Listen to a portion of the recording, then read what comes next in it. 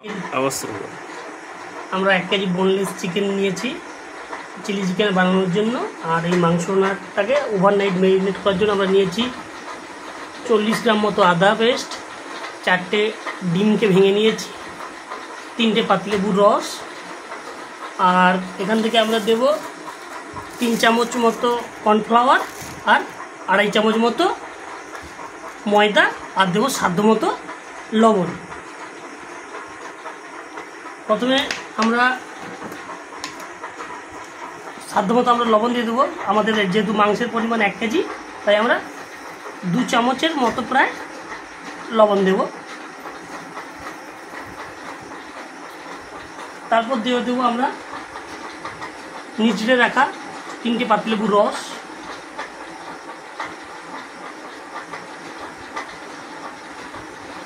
তারপর দেব আদা পেস্ট,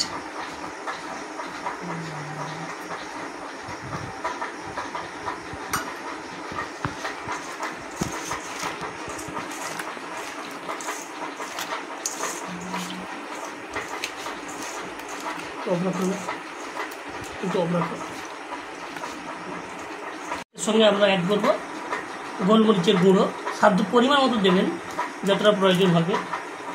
আমরা এখানে একটা প্যাকেটের হাফ দিয়েছি।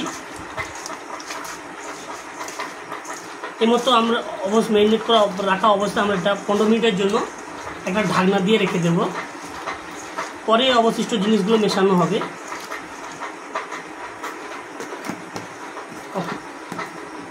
এবার এই লেবু রস আর আদা আর গোলমরিচ দিয়ে যে মাংসটাকে আমরা 10 মিনিটের জন্য যে ম্যারিনেট করে রেখেছিলাম, এতে আমরা মেশাবো ভেঙে রাখা 4টা ডিম,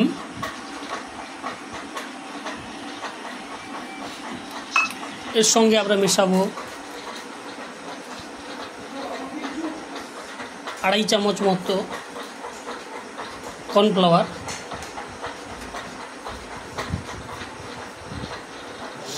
আর মেশাবো 2 চামচ মতো ময়দার গুঁড়ি। আর এই চিলি চিকেনের মাংসের লাল রং আনার জন্য আমরা মেশাবো Kashmiri red chilli powder. 1 KG মাংসের জন্য 10 টাকার একটি প্যাকেট হলেই যথেষ্ট।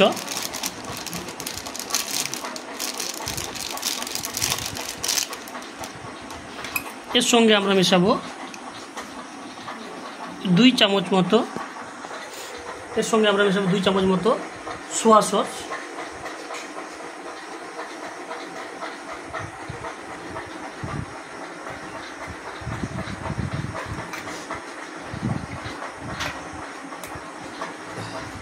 এবার এটাকে আমরা ম্যারিনেট করে ওভারনাইট ফ্রিজে রেখে দেব।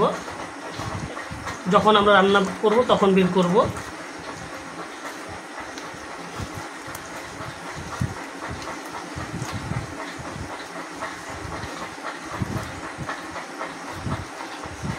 ম্যারিনেট করা হয়ে গেছে বন্ধুরা। আমরা এটা ওভারনাইট ফ্রিজে রাখার জন্য আমরা ঢাকনা দিয়ে রাখলাম।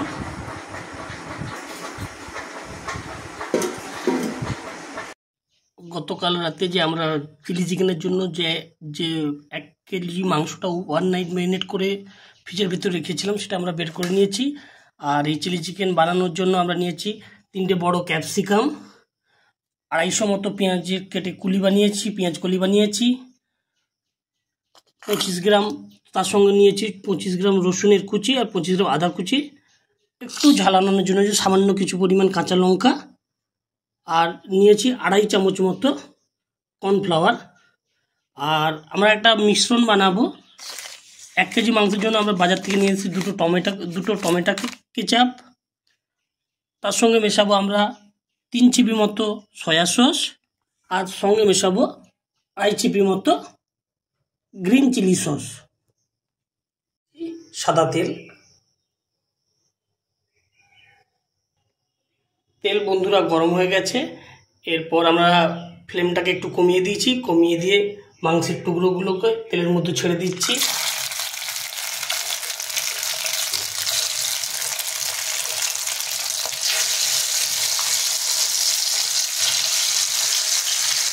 ম্যারিনেট করা চিকেনগুলো ভাজা হয়ে গেছে, লাল লাল করে ভাজা হয়ে গেছে, তাই আমরা কড়াই থেকে তুলে অন্য একটা পাত্রে তুলে রাখছি।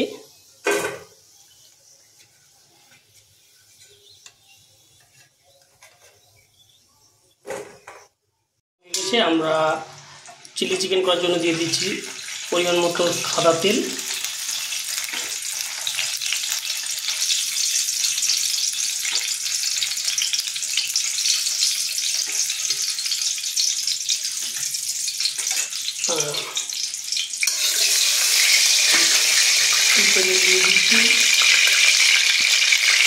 আর এই গরম তেলে আমরা দিয়ে দিচ্ছি কেটে রাখা আদা রসুনের কুচি।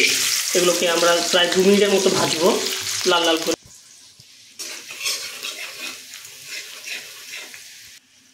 আদা রসুনগুলো ভাজা হয়েছে, এমন আবার দেবো কেটে রাখা ক্যাপসিকাম। এর সঙ্গে আমরা দেবো কেটে রাখা পেঁয়াজের কলি। এরপর আমরা কিছুক্ষণ ধরে এই কেটে রাখা পেঁয়াজের কলি আর ক্যাপসিকামটাকে কড়াইয়ে নাড়াতে থাকবো। টমেটো আর পেঁয়াজের কলি অনেকক্ষণ নাড়ানো হয়েছে, এর সঙ্গে আমরা দিচ্ছি কেটে রাখা কাঁচা লঙ্কার টুকরোগুলো। পেঁয়াজের কলি আর ক্যাপসিকাম অনেকক্ষণ নাড়ানো হয়েছে। এবারে আমরা এর সঙ্গে একটু গোলমরিচের গুঁড়ো যোগ করতেছি। অনেকক্ষণ নাড়ানো হয়েছে, এবারে আমরা দিচ্ছি গুলে রাখা টমেটো সসের মিশ্রণটা। যেহেতু সসে লবণ মেশানো থাকে, তাই এতে আমরা কোনো আর আলাদা করে লবণ যোগ করব না। আর এতে একটু যেহেতু সসে লবণ, তাই আমরা একটু পরিমাণ চিনি যোগ, ভেজে রাখা চিকেনের টুকরোগুলো দিয়ে কিছুক্ষণ নাড়িয়ে নেব। এরপর আমরা এতে যোগ করতেছি গুলে রাখা কর্নফ্লাওয়ারের জলটা, দিয়ে কিছুক্ষণ নাড়িয়ে নেব। স্বাদ মতো চিনি দিয়ে কিছুক্ষণ নাড়িয়ে নেব। চিলি চিকেন বন্ধুরা আমাদের হয়ে আসছে। চাইলে আপনারা দুভাবে করতে পারেন, ড্রাই চিলি চিকেন করতে পারেন আর গ্রেভি চিলি চিকেন। আমরা ড্রাই চিলি চিকেন করব। আর ড্রাই চিলি চিকেন করলে খুব বেশি পরিমাণ জল দেওয়ার দরকার নেই। আর যদি আপনারা গ্রেভি চিলি চিকেন করতে চান, একটু বেশি পরিমাণ জল মেশাতে হবে।